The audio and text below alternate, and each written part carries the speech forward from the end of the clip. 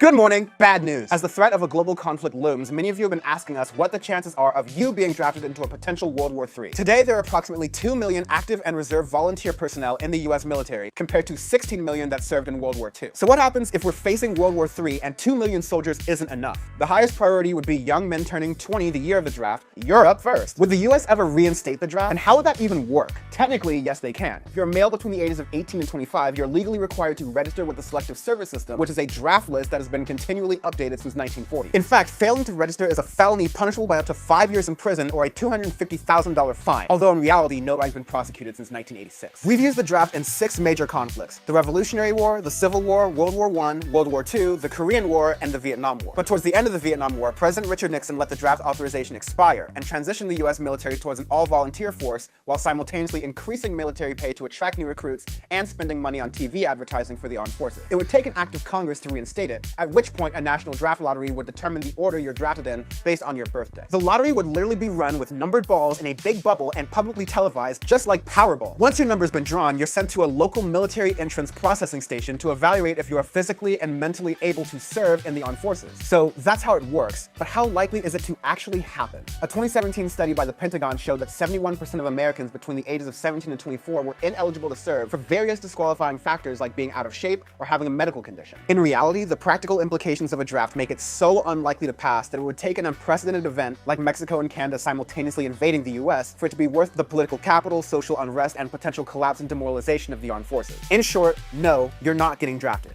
We hope. Thanks for watching Good Morning Bad News. I'm Dan from the internet, and if you want to see all the sources we use for this episode, you can find them 100% for free on Patreon, along with these mugs and stickers. And if you really want to help us out, please go to the link in our bio and shoot us a follow on Instagram, Facebook, and YouTube so we can hire more people to work on the show like me.